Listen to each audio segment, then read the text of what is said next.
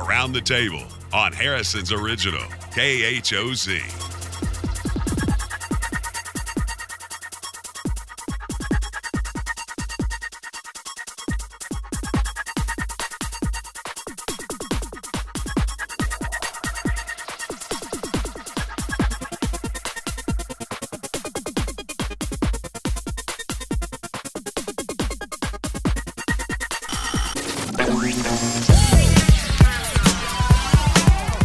Welcome to Around the Table with Dan and Ann. I'm kind of doing it solo this morning until Ann gets here. She is actually stuck in traffic on Highway 7. I'm not sure what's going on up there. Maybe it's some kind of road thing going on, or it's school time again, and school buses are out, so we need to be careful about that. So she may be stuck behind some school activity. Have you seen this strange thing in the sky that people are talking about? It's all over the internet. It was a swirling bow tie kind of thing. I think I have an image of it here. Let me look here real quick. Should have it right here. Here we go. That's what people were looking at.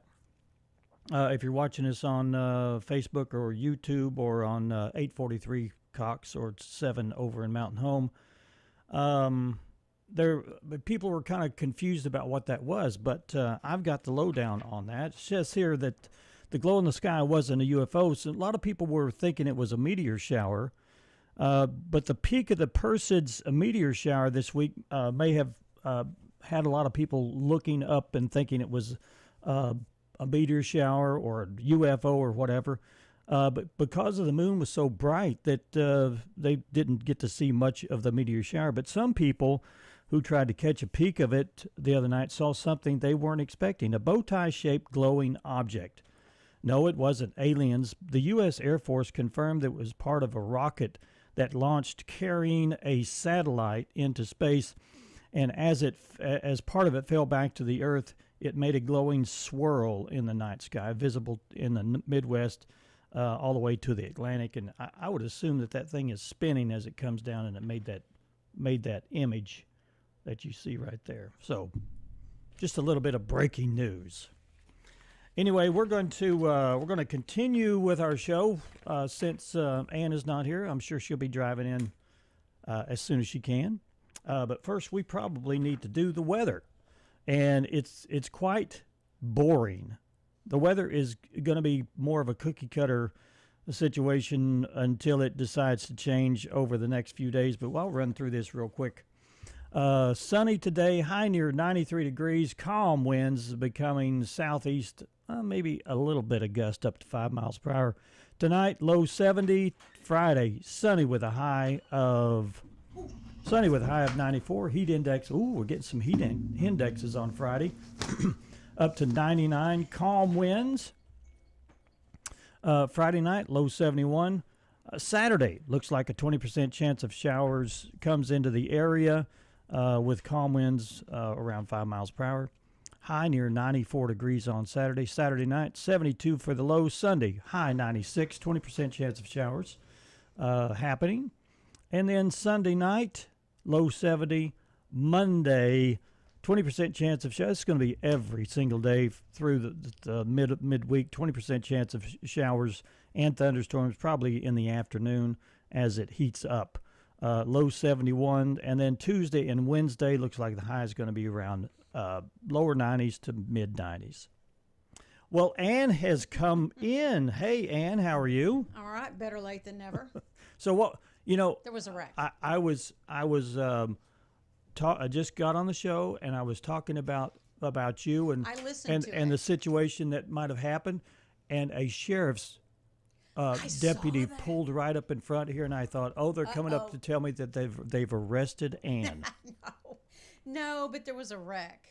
Okay. And it had slowed traffic for quite some time. I wonder if it had anything to do with school.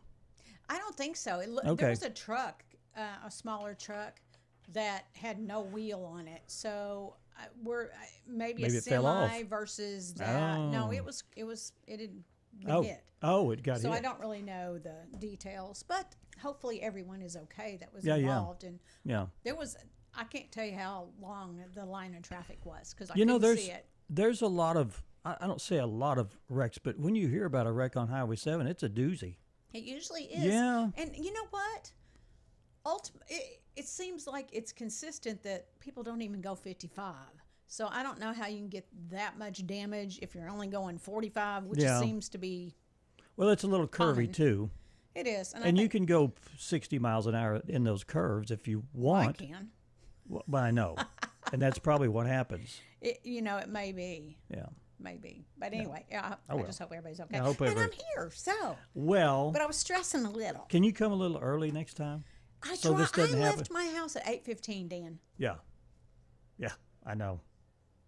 That's 45 minutes, people. It does not take that long to get Yeah. normally. Well, we're glad you're here, Anyway. safe Anyway, and here sound. we are. Yeah, and later on in the show, we're going to have what? We got Lynzy double guests. Simon and her mom Tamsyn will be here to talk about 4-H. And then we also have Angela Ballard with the Lions Club, and she's part of the Volunteer Expo. So she will talk about the Lions Is Club. Denyse coming in? Denyse who? Denyse Hensley with 4-H. Oh, yes. I'm sorry. I don't have. Okay. She is. And what about? Maybe she's going to come with the Lions Club. Would be my okay, guess. she's got a big L on her shirt. I would say so. Yeah. So I Should we don't put know her who down? all's going to be here. Obviously, the Hey, people that if you wanna name be- I have may not be it. If you want to be a guest on it, just show up here, and we'll try to figure out where you put you. Well, we had that earlier this week where someone showed up and we were like, I was looking through my stuff going, I have no idea who that is. It kind of puts a kink in the schedule, in your your. In my head. Yeah.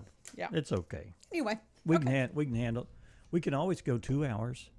Dan, would you please proceed? Put that out of my Y'all, brain. listen, I'm not signing up for that. Yeah. You're not signing up for that. Ooh, no. I keep pushing it though. You just like to razz people. I do. I like to shake the cage. Yeah. You do. Yeah, and you're in a cage. I am in a cage. You're Did in a you already cage. do all the weather? I did. Or we need to move on since I there did- was other You know, stuff. I did all the weather. Okay, good. Well, then we'll just go to what's next. Okay. Oh boy. Let's. There it is. You want to do a topic to ponder? Let's do. I'm having fun with these topic to ponders. I'm so glad. Do you want to do them next week? No, Not necessarily. not necessarily. Okay. All right. Let's do our topic to ponder. Get up, get moving, get those thinking caps on. It's time to ponder this topic. And what's the topic to ponder today, Anne? When was the last time you questioned your morning routine? That would mean you hate your morning routine. It's my routine. I don't hate it. Yeah. I don't question it, really. Yeah. For me, it's kind of nice to know what the next thing to do It is. without It's- thinking much about it. which is the beauty of a routine. I Yeah. guess. First off, it's the hardest part is to get up. And I would agree with that. Yeah. That's when I question my morning routine. There you go. When I have to get Yeah. up, get around, go Yeah. do my little exercise, and then Yeah. I'm like, when I'd rather lay in bed. If I were retired or on the weekend, Oh, I wouldn't question that. Yes, but I'm not sure how much I look forward to not having. I don't know. I don't want to be lazy. a little scary. You know what I mean? I don't want to be Yeah. lazy. Yeah. Some people when they stop, they just stop completely. Yeah. But on the weekends I still get up at the same time. Oh, I don't. Oh, you don't? No. Oh. So you I lay in may bed. wake up, but I don't get up. Do you get coffee and breakfast in bed? I take it back to bed. My Do coffee. you really? Oh yeah, I'll take it back and just. And what are you doing? Because Richard doesn't usually have to. A lot of times he doesn't have to. Do you get up. read or scroll through your Yeah. phone and that kind of stuff? Yeah, I'll get the news and Or turn and on the that guiding kinda light. thing. I don't watch that stuff, but no, Is there such a thing anymore? I have no idea. I don't know either. Some of you soap opera fanatics. Do they have soap operas during the day? I don't know. I don't have a clue. I don't even have cable to. I don't have live. I don't know. Oh You'll boy. have to ask someone besides me. Yeah, I know. Yeah. Anyway, but that's the question. What's yours? What's your? Yeah, I like my morning routine. It's just this has to be done. This has to be done. I have no compulsion against it. Do you think that when you do retire, that the morning routine will still be there? It'll just be, it will evolve. I probably won't go to a place to work. I'll work around the place. And I've always wanted a place where I don't have to have neighbors, so I can go out and go in the barn or go here and do my thing loud or quiet or whatever without. Yeah. I do look forward to that somewhat. Yeah. Yeah. And I'll be working on cars this weekend. Oh. So I've got an old Corvair? That one I'm trying to work. Yeah. You've had that a long time. I've had it a long time. Kind of sitting. Well, yeah, and it's sitting until I can find an expert electric person. Because I burn up a wiring harness and I need to find somebody that can help me do that. But I can't take the car anywhere. They'd have to come out. They'd have to analyze it. So what can you do with it then at this point? If you can't work on the electrical part? Look at it. Okay. But I've got another vehicle. I've putting a new top on and. Oh, what kind of vehicle is that? It's a Geo Tracker. Okay. I like that car. Okay. It's my runabout. My Pepe. Is it working? Is it running? Yeah. Oh yeah. So what do you have to do to it? I put a new top on it. Oh, just put a new top. Okay. Yeah. I got it out the other day and washed it up and started it up. Little 4-cylinder. So when you get it all prepared, you will be driving that to work. Is that what you're saying? I'll be doing something with it. Yeah. I'm sure you will. I call it Peppy. My little car, Peppy. Does Peppy Le Pew? No, just he's Peppy. Okay. Okay. Yeah. Go to our Facebook page. What was the last time you questioned your morning routine? Yeah. All okay. Right. Okay. All right. Got any answers today? We do, but we're running long on time. Oh, are we really? Yeah, a little bit. We are? I don't think so. Well, okay. I'll read them. Yeah, I'll read a couple. I'm always so glad there is another morning. Yeah. And then my morning routine is pretty solid during the week because work is the priority. Yep. Now on the weekend it's about coffee. So. About coffee. Yep. And who said that? Kelly said that. Kelly said it's about coffee. Yeah. Yeah. Okay. Okay. Yeah, routine. We all have one. Yes, so we do. Get back in line and get back to your routine. Let's do some history. We're doomed to repeat ourselves, so let's find out what happened today in history. If the Senate and the House of Representatives had done nothing more than pass this Social Security Act, the session would be regarded as historic for all time. 90 years ago, President Franklin Roosevelt created what is now an institution of American life by signing a bill that established Social Security. Okay. I deem this reply a full acceptance of the Potsdam Declaration, which specifies the unconditional surrender of Japan. This was Harry S. Truman. This was back in 1945, 80 years ago. Devastated by the atomic bombings of Hiroshima and Nagasaki. Is it not Hiroshima? It's Hiroshima or Hiroshima. I've heard it both. Yeah, I've heard it both ways. Japan unconditionally surrendered at the end of the World War II. President Truman made that announcement. Okay.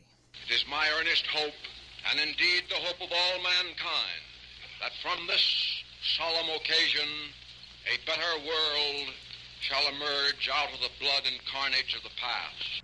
80 years ago, devastated by the atomic bombings of Hiroshima and Nagasaki, Japan unconditionally surrendered to end World War II. General Douglas MacArthur later represented the United States at the surrender ceremony on the USS Missouri. America's combat role in Indochina finally comes to an end after one of the heaviest bombing campaigns of the war. 52 years ago today, the U.S. halted its bombing of Cambodia, bringing an end to the combat involving American soldiers in Southeast Asia. CBS News correspondent Marvin Kaub reported as the bombing halt drew near. The lights started blinking, the train starts. Then all of a sudden all the lights went on. They told us it was the AC failure, then they told us it was the DC failure, and they told us it was a citywide failure. Wow. 22 years ago, 50 million people lost power in a blackout that hit much of the eastern United States and Canada. This woman was stuck in New York City's subway car. We will spare no resource in fighting so that every American child can grow up free from violence and fear. 8 years ago today, after white nationalists marched in Charlottesville, Virginia, President Trump condemned white supremacist groups and vowed to fight for the future of America's youth. China's military announced it had deployed joint combat readiness patrols and combat drills in the sea and air around Taiwan. This involved multiple aircraft and warships, and some of these crossed the median line in the Taiwan Strait. This has long been considered an informal border between China and Taiwan. Beijing lambasted the U.S., saying this latest congressional visit infringed on Chinese sovereignty. 3 years ago, a delegation of American lawmakers arrived in Taiwan just 12 days after a visit by House Speaker Nancy Pelosi that angered China. China responded to Pelosi's visit by sending missiles, warships, and warplanes into the seas and air around Taiwan. The 5-member delegation, led by Democratic Senator Ed Markey of Massachusetts, was there to meet President, however you say that, and other officials, as well as members of the private sector, to discuss shared interest, including reducing tensions of the Taiwan Strait and investments in semiconductors. CBS reporter Lucy Kraft was who we were listening to. Okay. And a birthday cut right now is Steve Martin. He was born on August 14th, 1945. He's 80 years old today. King Tut was one of his classic comedic hits. And King a Tut. wild and crazy guy. Yeah. These are my husband's drawings right here. Lawrence, my husband, he got himself electrocuted over there in Jackson. Have you seen that movie? Yes. Oh, my gosh. That's intense. Actress Halle Berry was born 59 years ago. In 2002, she became the first black woman to win a Best Actress Oscar for playing the widow of a death row inmate in Monsters Ball. And the actor was Billy Bob, wasn't it? Billy Bob Thornton? I think so. Yeah. Okay. Stephen, I'm here to tell you I've made my decision. I choose you. Our last birthday cut, actress Mila Kunis was born on this day 42 years ago. She is the voice of Meg Griffin in Family Guy. Kunis is also known as her role of Jackie Burkhart in That 70s Show for most of the series. She goes back and forth dating Michael Kelso, played by Ashton Kutcher, and Stephen Hyde, played by Danny Masterson. All right. We have a house full today. We have two different segments. Two different segments. We will be busy, busy, busy. Hope you stick around with us. We're going to go to a break, and when we come back, we'll have Lynzy and Tamsyn Simon, along with Denyse Hensley. Hopefully she's here. And we're going to be talking about 4-H, and then we'll announce what we have later on in the show. Stick around, stay with us. You're watching and listening to Around the Table with Dan and Ann.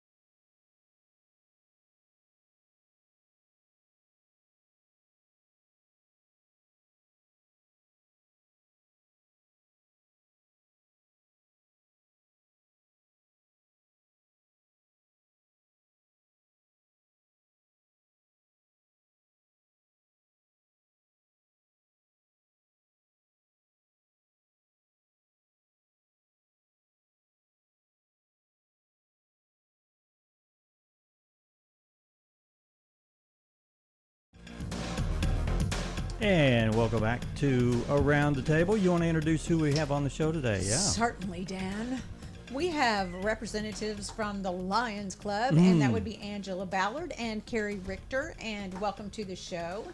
And I know that you all are part of the Volunteer Expo that's coming up at the end of this month, and we want to showcase whatever it is you want to talk about the Lions Club. I mean, we're this is one of the civic organizations here in Harrison that do a lot for the community. So let's highlight what the Lions Club's all about. And I think Angela is the president, the newly elected president. Yes, I am. Okay, well, welcome. Thank you. Lions Club just wanted to come and talk about the Volunteer Expo, but then I'll tell you guys a little bit about what Lions Club does and how we help the community. And we do a lot with vision. So vision is a big deal to us. And we help provide glasses to adults in the community that need glasses. Carrie, you can elaborate a little bit. We we work with two clinics in town. Yeah. Don't you take older frames? Older glasses. Yeah, older frames and so update that's those. something, we do on a national level. As far as local is that we do partner with several of the vision centers here in Harrison. Okay. And for those that have a financial need, whatever the need might be, we help them to make sure that they have vision screenings and that they have appropriate eyewear. And so last year we had 45 that we approved through the Lions Club, which I think is a pretty significant number within our community. So there's a process you have to go to be able to be eligible for that, right? So on our website or our Facebook page, you can get the application, and it lists everything that you need to provide. And once you turn that in, then we have a couple of people that review those applications and then help them with the process from there. Okay. That's a wonderful service. Yeah, on average, we help 2 to 3 families or people a month is kind of the average that we've been having. Well, that's debilitating. If you need glasses, you can't afford them, but it can be dangerous without them. Yeah. So, And it's not cheap either. No. The whole process, even the some people may have certain problems, and they have to have an ophthalmologist instead of just an optometrist. Optometrist. Yeah. That's a mouthful. Yeah, it is. Yeah, for sure. Spit that out. Spit that out. So beyond just vision, we also do Christmas meals for the underserved and elderly in the community. And last year we served 115 meals. We also help with Special Olympics, and we really enjoy helping our community in the Area 2 of Arkansas with Special Olympics. And I don't know, I feel like we're a part of just about everything. We've always got different things, people coming to us, talking to us about different things, and we try to make donations to help in those different areas where there's needs. Grandma's House is a big one that we help. The Boone County Senior Center, when they needed a van, we helped them. So I just feel like we're part of a lot of different things. Do people come up to a Lions Club member or something and say, could you help with this? Or do you all just kind of scan what's going on in the community and decide whatever need comes up, whatever need comes up that you want to help them with that?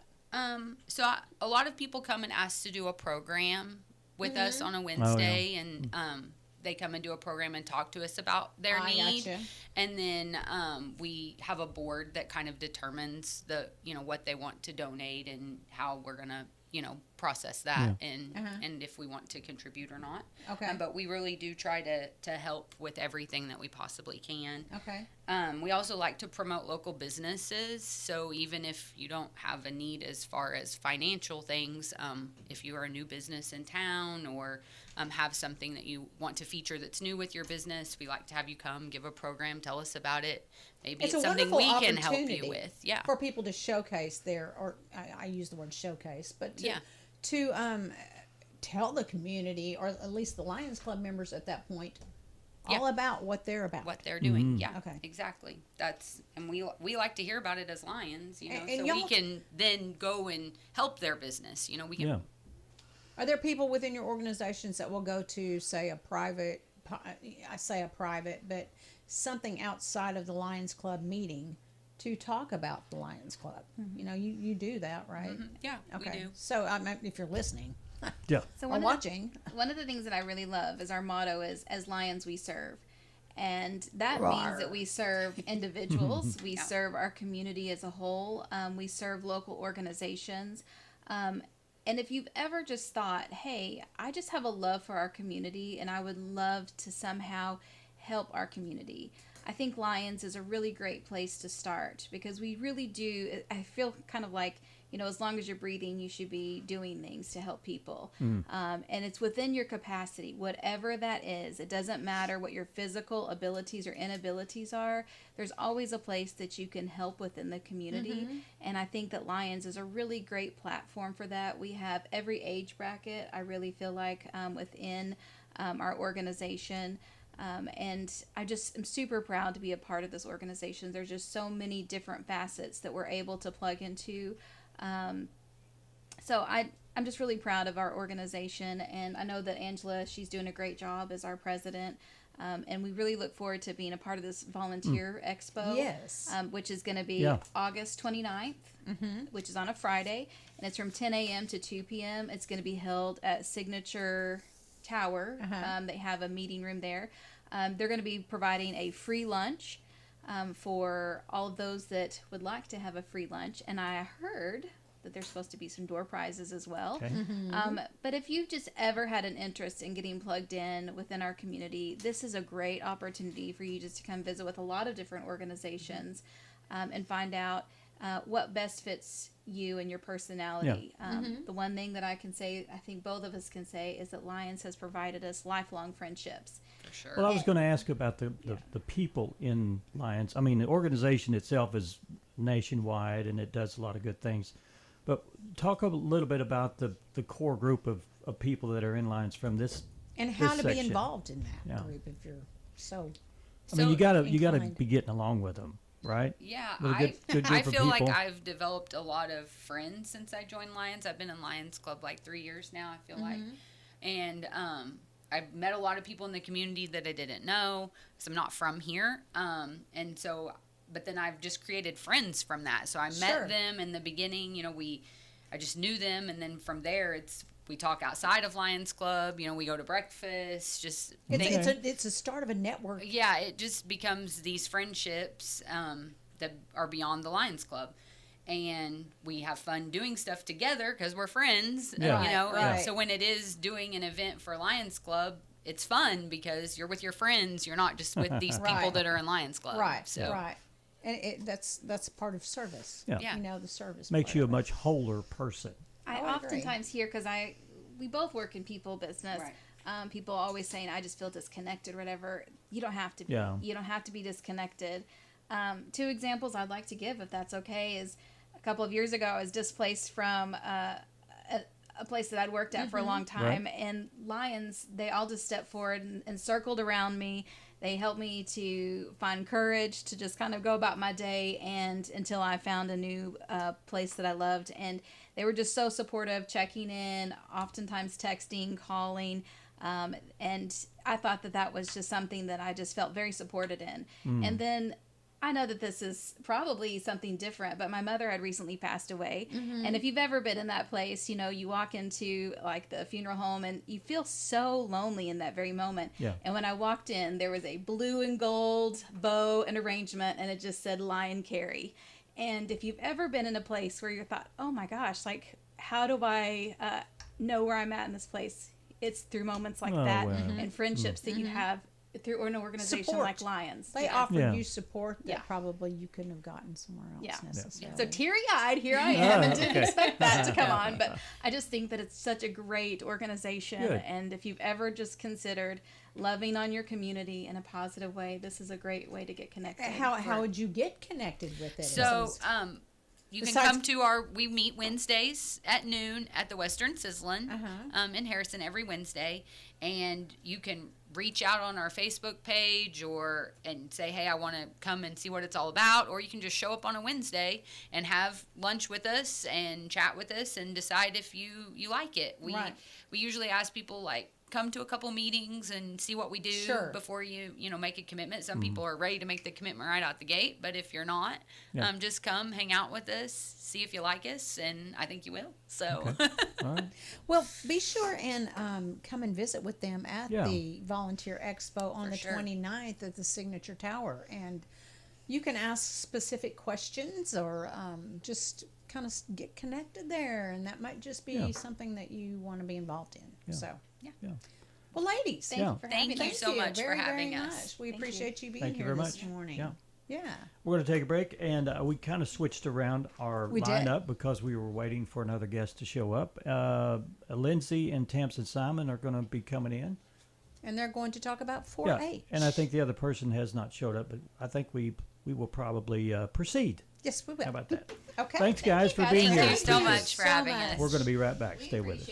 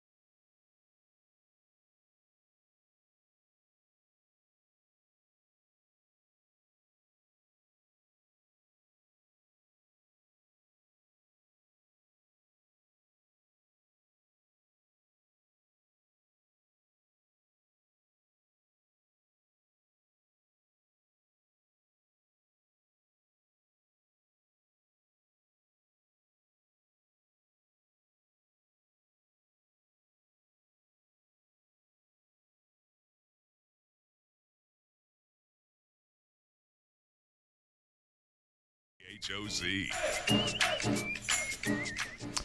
Welcome back to Around the Table. We have right across from me is Tamsyn Simon and her daughter Lynzy. Hey guys. Welcome to the show, ladies. I butchered your name. Sorry about that. Appreciate it. You guys are here to talk about 4-H, right? Yes, sir. It's really, actually, we're focusing on Lynzy right now because you want to do all the talking, right? I mean, I'll talk nonstop about pigs. Well, you're very involved in 4-H, both of you. But that's kind of been your passion, Yeah. it seems like, 4-H. And tell us about what is 4-H and how people, what sparked you to get involved, I guess. So at the beginning of my journey through 4-H, I got a rabbit which is somehow still alive. His name is Midnight. Oh, Also known really? as Chicken Nugget, yes. Somehow still alive. How long does rabbits live? Usually 8 years. He's 15 now. Wow. Oh, my You goodness. must be- You must be good at You it. must be feeding him very nicely. He lives Healthy. with cats. Really? Does he live inside? Yes. Oh my I've God. seen him. He just hops around everywhere, doesn't he? Is he? How large is he? Is he? tiny. Oh, not that big. Wow. Yeah, They can get he pretty fights the big, cats yeah. too. Okay. Does he use a cat box? Yes, actually. Are you Oh serious? my gosh! Everybody will be going out but buying a rabbit now. And they'll have Lynzy train Those it. things are they're crazy. They're crazy. They're a pain to keep up with. But continue on with the Yeah. 4-H journey. I started with, actually sharpshooting as well, which is one of my best friends I've known for like years through that. So I've gotten through sharpshooting and rabbit showing. And I took a little bit of break during the COVID era, and then I joined back in with my swine projects, which I started in 2023. And I've absolutely fallen in love with it since. 4-H covers not only agriculture, but we have a giant homeschool group in our county alone. We also have an arts and crafts club. I know we have, I feel like there's another one that's non-agri in there, other than shooting 4-H sports. covers a wide variety of topics. So not just agriculture. Some people may think that. For instance, Lynzy just competed in performing arts. She went from county, represented us at district, won district, went to state representing our district, and she won performing arts at the state And level. what was your, performing arts? Tell me more about what that involved, I guess. I clogged there since we were big into clogging as Yeah. well as Yes. a family, Yes. and I did an a solo version of one of our competition dances. I did Firecracker by Dolly Parton, pageant voice, Win Stole Their Hearts. Yep, they have to give a speech before they perform, so it's Okay. not just the performing aspect. Wow, They have to okay. stand Public in front of the speaking, room. so is something that's important within that organization as well. Yep. Wow. So if someone has a talent besides clogging, they can focus on that for the performing arts aspect of it. And can people? What's the age? Is there an age that's appropriate for 4-H? Well, we have clover buds, and those are our little guys. Starts at, I believe, 5. I think so, 5. And that just kind of Okay. gears them into. Then you move what- into juniors and then seniors. Okay. And then once So- you're of age, you can become a leader. Okay. And it's really neat to watch these kids grow up through the Yeah. organization. And they do learn things like Yeah. public speaking and animal husbandry, or they fine tune their hobbies like photography. Yeah. Right. Wow. You look at that and you seem well rounded. You seem very aware of your surroundings. You seem very focused on life and what's the possibilities of life. How important was 4-H in developing that? Yeah. I think it's played in tandem with all of her other things. You know, she's Yeah. into pageantry. She's Well, you got to a have dancer. good parents too. Yeah. Oh, okay, yeah. I mean, we might have had something to do with it. But 4-H is just No. another aspect of building her as, moving into adulthood. Somebody that you can send out into the world and not have to worry about. Right. And I mean, let's be honest, these organizations provide an amazing resource for networking. Sure. Yeah. So she can go on and see other kids that she has met through 4-H at college, in the workforce. Mm-hmm. If a child comes into 4-H and they just kind of find their niche within that, and I guess they can be involved in more than one aspect of 4-H, like of they could do course. the agri part and maybe performing arts Yeah. as well. It's just the possibilities are limitless. It sounds like to me. Of course, her little sister, my youngest daughter, she shows chickens, and she's involved in the Arts and Crafts Club. Show a chicken? Not the way you show a pig. We had somebody in our studio bend down, pretend to walk a pig, but like really, really short for a chicken. She has silkies, so it's just making them. I'm going to say this real general. Yeah, look pretty. And then there's the showmanship aspect, where they learn how to. How do we word showmanship for chicken? Well, they answer questions from the judges. They talk about the breed and how to take care of it. Okay. So, yeah, it's an interesting mix of things you can do. And it's low impact. I mean, there's not a lot of physicality or a lot of hot, stressed out stuff you got to do like in football or the other, like a sport. This is something that you have to use your mind with too, don't you? Yeah. I think you can rope that into swine showmanship. I think every species is unique in that aspect. For example, she actually had stolen one of my pigs from the previous year, Yield Poofy McFlooperson. Oh my God.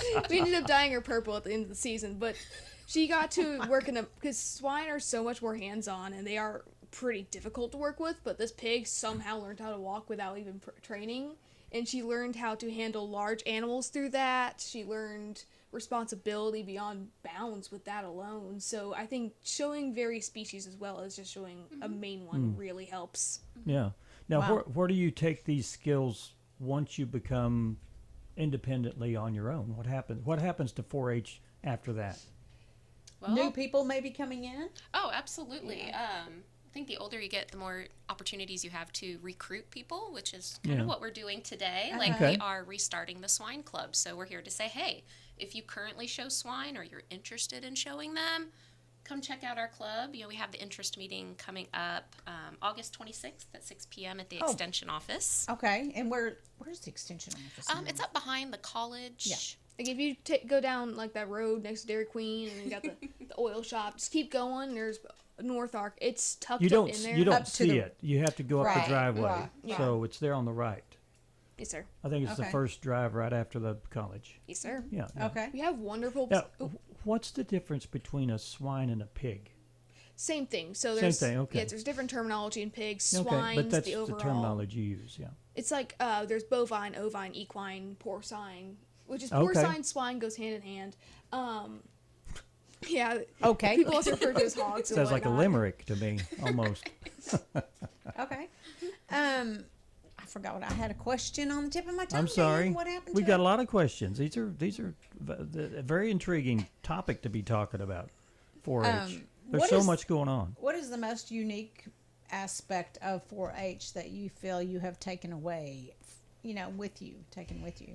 I say it's not to put you on the spot, Lynzy, but I'm trying not to link to it, like even speak of FFA, but like it with the conventions, as somebody who's been to FFA National State Convention. Okay, that's an opportunity too. But 4-H is the people there are so much more interactive, and they're more open. The kids there are way better, and I'm able to. The kids are way better there. They're mostly homeschoolers. There's more use of free will, we could say.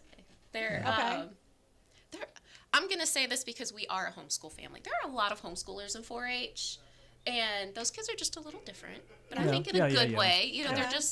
They interact with the world. People wonder about the social aspect of homeschooling, and here is a perfect example how to not just be on yourself, Interesting. Yeah, I saw those. I got to attend the FFA State Convention with her chapter, and then I got to attend the 4-H State-O-Rama. Yes, and there is a difference, and I think we felt a little more comfortable at 4-H. Those are more our people. They were. Yeah. Are there any? I don't know, something about it. Are there any snooty 4-Hers? There's the FFA kids that are in 4-H. Yeah. You can definitely. It's very mostly. You in the can cattle, tell. Mostly in the cattle people. I'm gonna say that cattle people. Listen, I'm a pig person. Okay. So and there's competitions along the way that you can be involved in as well. Yeah. Yes, of course. There's the O-Ramas, which range from poultry to bike even. Like there's some really niche stuff in there. Say I was in performing arts dash dance. There's instrumental, there's like vocal. Wow. There's like what, there's 5 I think or something like that. There's a lot. There's a list of things kids can do. It's really amazing. Wow, it's an opportunity with whatever your passion is. It sounds like to be able to hone in on that passion and drive it on home kind of deal. How do you guys meet? I would think that someone is listening to this and there's a mother that says that's where my child needs to be. How do they get involved? Most clubs, I think all clubs actually, they all meet once a month. Okay. Just call the extension office and say, hey, we're interested in 4-H. What are the current club offerings? Find a good spot for you to fit in, and then just go to a meeting. Try it out. Like I said, our first meeting for restarting Swine Club will be an interest meeting, just to kind of see who's interested, how many, what age groups we're working with, who shows, who's interested in showing, and kind of tailor our monthly meetings to that. So you don't have to show if you're involved. No, not necessarily. Okay. You could just be interested in it and want to check it out, see if it's for you. And learn more about that. Yeah, there's a lot to learn. And that's coming up August 26th? August 26th. What time? 6 p.m. 6 out at the extension office. That's a perfect opportunity to learn more, for sure. Not just about the swine, maybe, but just check out 4-H in general. Yeah. I could see my phone. Oops. Anything else you want to hit on? That we didn't cover? Say I love 4-H. I love 4-H so much. Showing livestock is such we a can big tell. part. We can tell. I can keep going on about the livestock. Well, it's helped it's helped you with. Yeah. You're a well-rounded young lady, and I think that certainly probably has impacted you greatly. I honestly think that every kid should at least try to show an animal once. Whether that's you pick up my rabbit was $5. And he came with a bucket of food. He came with... it was a senior sellout, essentially. And if you get into a longer-term livestock project like a show buck or a breeding doe, you're able to start and keep going through that and gain a little bit of momentum, feel out. There's also the terminal swine options right now, which is booming. Like, after coming out of the Valley Springs FFA... When I first went there, it was me and one other dude that showed pigs, and now all of the officers show from what I saw, and there's like 5-6 other kids that have terminal hogs. We had to completely flush out brand new barns. We have, as I'm saying, the terminal swine has really grown lately, and getting into swine, like the 4-H club, is a really great opportunity for that, and be able to pick that up next year. It would be, I don't know, obviously. I highly recommend it. You learn about the care of the animal as well, and it just sounds like a great way to be involved in. We might have you come back in and please give more detail. Bring your. I have a pig in here. It's about yay tall. I can get her to heel like a dog. If you want me to. There you go. Oh my gosh. Gotta love my sit. If anyone is interested in a meeting with 4-H, they're having their next meeting August 26th. And that's an informational meeting about the swine. Swine, yes. 6 p.m. at the County Extension Office, and it's located right going south past the college. First drive on the right. You can't see the building. You have to drive up the driveway, and there it is. Yes, sir. Thank you guys so much for coming in. Thank you very much for being here. We appreciate you so much. Thanks for having us. Yeah, we'll have you back. Yeah. Bring a swine next time. I'll bring my piggo named Honey Lemon. Okay. We're going to take a break. Stay with us.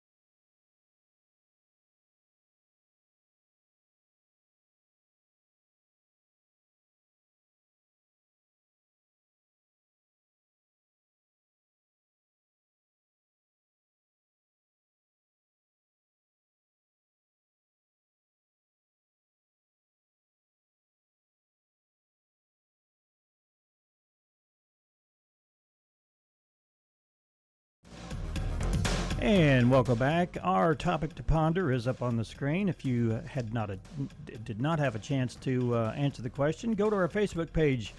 And today's topic to ponder question is: when was the last time you questioned your morning routine? All right. Yeah. We just have gosh, what do we have? Just how much time do we have, Dan? Just a couple 3 minutes remaining, so we'll get right to it. How about that? Okay. Let's see. I haven't even had a chance to look at these crazy stories, but I've got an old. Let me see. I did one on the meteor shower and the strange bow tie anomaly that was falling from the sky. Have you seen this one about rabbits that have tentacles? No, Dan. Ooh, it looks weird. They're not supposed to have tentacles. Rabbits with tentacles are becoming a tourist attraction in Colorado. I wonder if Lynzy would be interested in this one. I don't know. Tell her about it. Well, you'd think that a bunny looks like a zombie, but it could be the last thing you want to come across in the woods. But nope, not now. The so-called Frankenstein rabbits with tentacles coming out of their faces have been spotted in Colorado. Everyone is scouring Reddit to find out exactly where they can see one of these things. It's not cute. The tentacles come from a rare virus, so they're actually tumors coming out of their heads and faces. And while they don't think that they can spread to humans or even pets, experts say that you should keep your distance just in case. Wow. I don't want any tentacles coming out of my face. I don't either, Dan. I believe I'll pass on that. No. I want to mention that, we talk a lot on here about eating healthy. Mm-hmm. Whether we do it or not is a different story. But, everybody, there was a phase where everyone's on a diet. And I don't know if that's still kind of the common thing now, or if people are just trying to be more healthy. Yeah. Well, a study found that low-calorie diets can cause increased symptoms of depression. And I can see where that, if you're starving yourself, perhaps. Well, researchers followed more than 28,000 adults, some of whom already had symptoms of the illness. People in the study who were on low-calorie diets and had higher BMI were more likely to have higher levels of depression. Oh, yeah. Experts say this can be from the stress of trying to lose weight, but the quality of your diet matters too, and that's the key. Yeah. The quality of what you're eating matters. People in the study who ate ultra-processed foods, carbs, and sweets reported higher levels of depression compared to those on the Mediterranean style diet. Get away from the processed foods, and I hope that the government spotlights healthier foods and a way that we can get healthier food, access to it. With a cheaper, have something that's, affordable. Right. Talking about healthy eating, it says more than half of Americans see drinking alcohol as harmful. Okay. The numbers don't lie. A lot of Americans are now choosing not to drink alcohol. A new Gallup poll shows that more than half of the U.S. adults say that moderate drinking is not good for you. Okay. A number that has doubled over the decade. The trend was followed originally by younger age groups, but now older Americans are adopting the alcohol-free lifestyle. The survey has found that those who still drink are drinking less overall, which is a good thing. So it's National Wiffle Ball Day. Okay. It's National Navajo Code Talkers Day. Oh, yeah, I remember that. World Lizard Day. Okay. National Tattoo Removal Day. Oh, boy. I don't have any to remove. And anniversary of the 2003 Northeast Blackout. We'll be back tomorrow. We will. Have a great day, everybody. We'll see you then.